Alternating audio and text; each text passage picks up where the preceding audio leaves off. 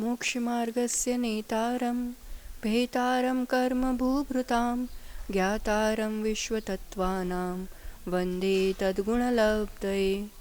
दर्शनं यस्य वैराग्यवर्धकमगनाशकं प्रशान्तिदायकं चाहं वन्दे सुनीलसागरम।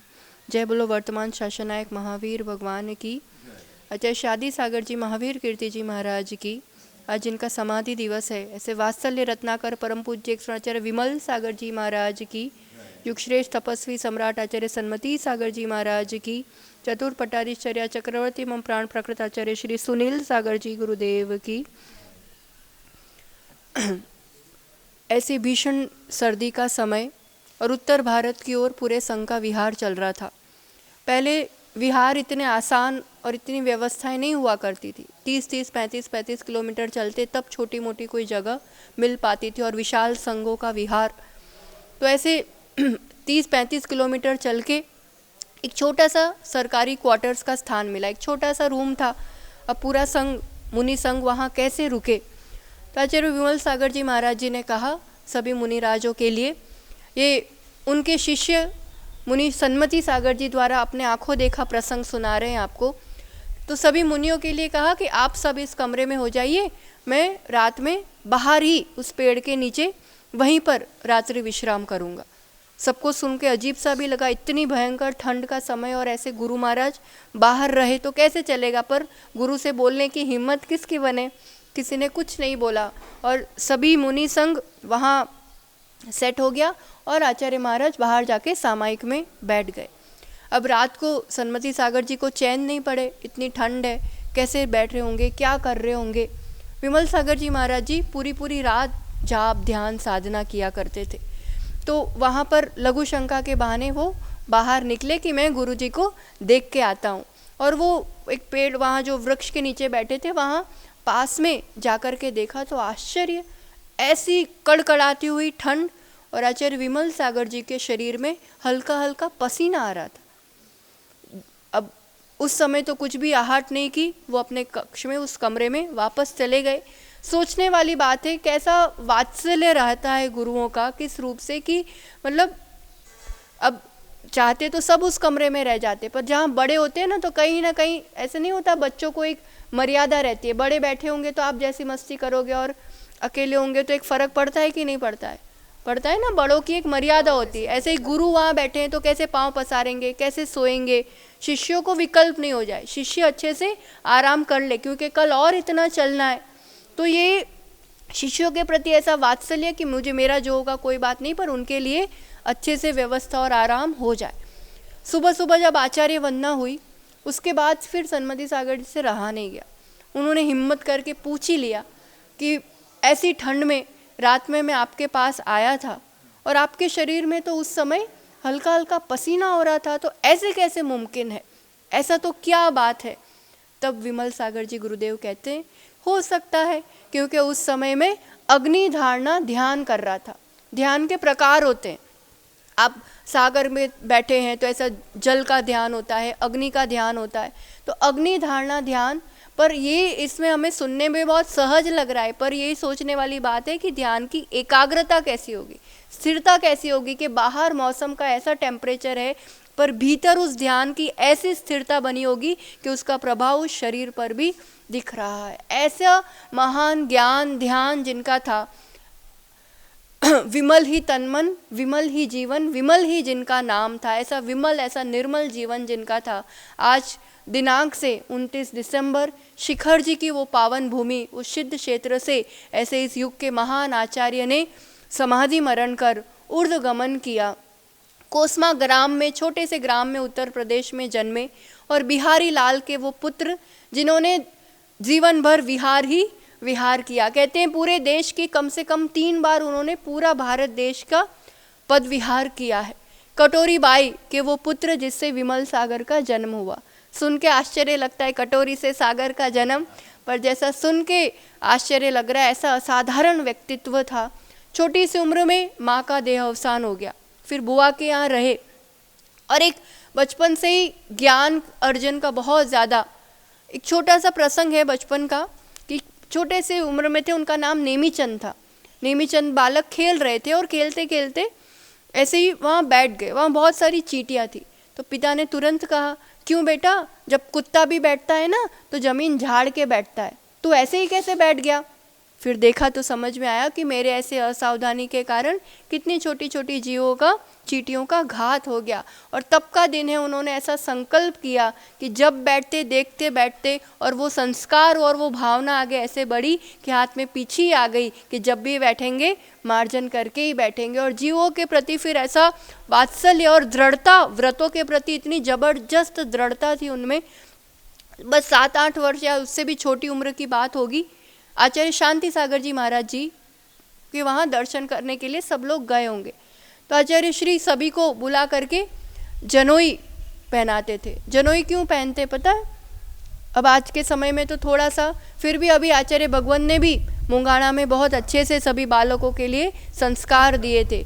ये एक प्रमाण होता है, फिर पूछना नहीं पड़ता है कि आपका ये त्याग है कि नहीं। जनोई पहनी हुई है ना, आहार लेते थे जब सब महाराज जी लोग, तो जनोई पहनी है, मतलब ये सर्टिफिकेट है कि ये श्रावक धर्म का पालन करता है, अष्टमूल गुण का पालन करता है, मध्यमास मधु का त्याग है, उस रूप का जीवन है। तो ये सभी को वैसा नियम दे करके जनोई दे रहे थे। अब वो छोटे से नेमीचंद जी महाराज जी से कहते, मुझे भी जनोई दो। अब महाराज जी ने सुना अनसुना कर दिया, छोटा बच्चा क्या जानेगा, क्या समझेगा, क्या पालन करेगा। तो थोड़ी देर ये चलता रहा, पर फिर वो तो माना नहीं और बिल्कुल निर्भीक होके विनम्र शब्दों से, आप तो गजब कर रहे हो, सबको बुला बुला के दे रहे हो और मैं आपको सामने से कह रहा हूँ और आप मुझे। उन्होंने तो उठाई, जनोई पहन ली और मैं आजीवन इन व्रतों का पालन करूँगा, आप तो आशीर्वाद दो। मतलब बचपन से ही व्रतों के प्रति ऐसी उनकी दृढ़ता थी।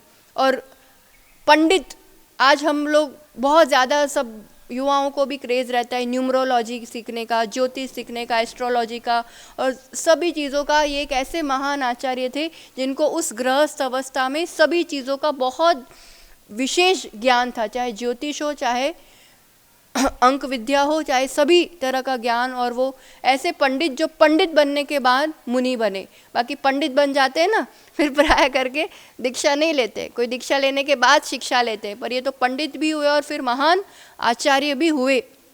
तो ऐसे इस विद्वत्ता, और उस समय भी एक ही उनको कि किसी के प्रति मतलब अहिंसा और वात्सल्य उनके रग रग में बहुत ज़्यादा था।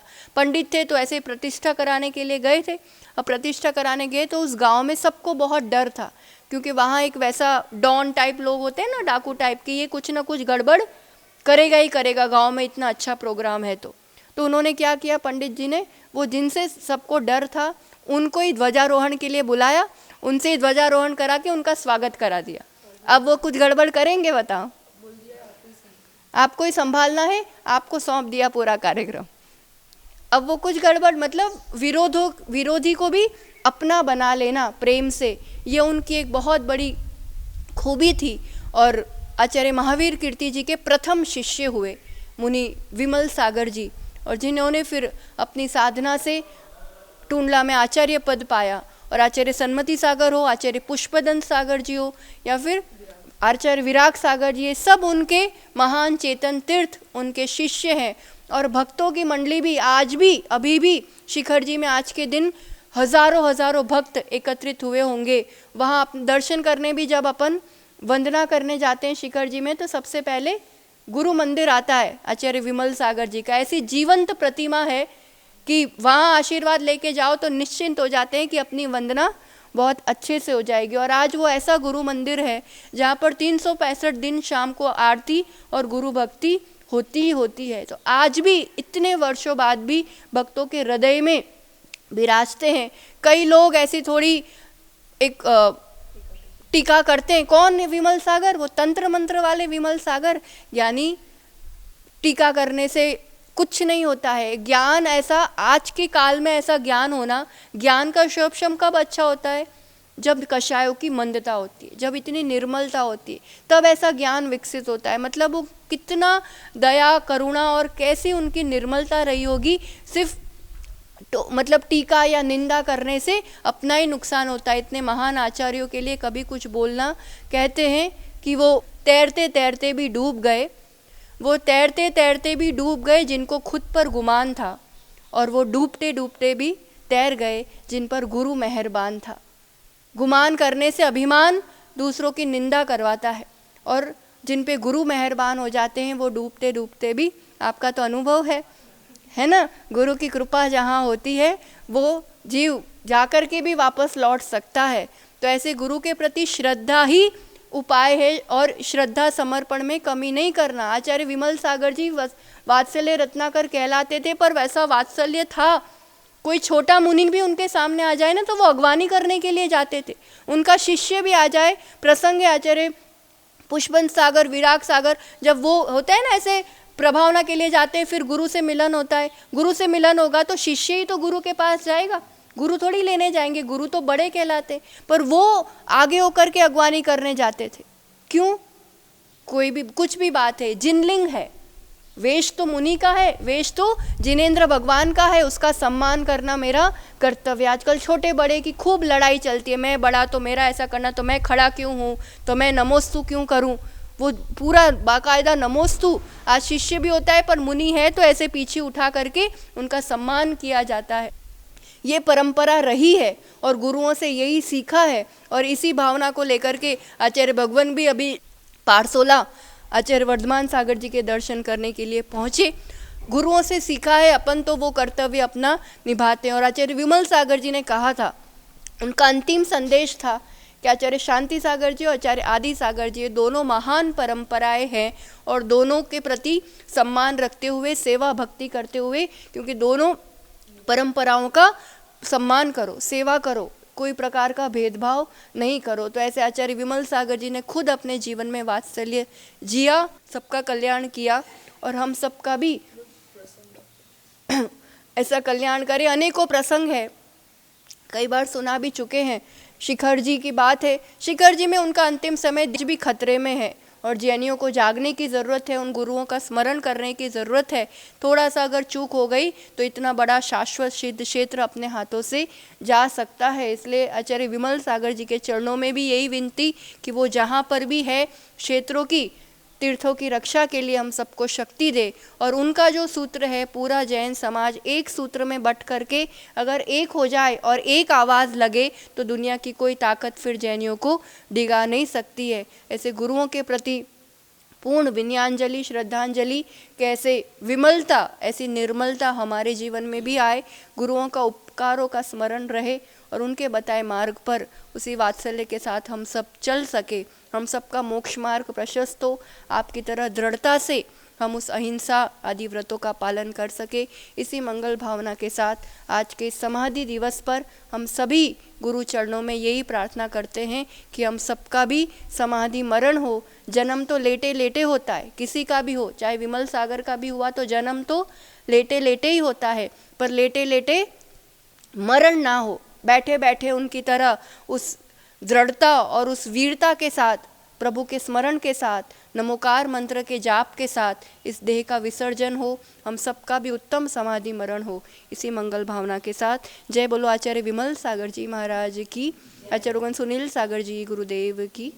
जिन वाणी के ज्ञान से सूझे लोकालोक, सो वाणी मस्तक नमो सदा देत हूँ।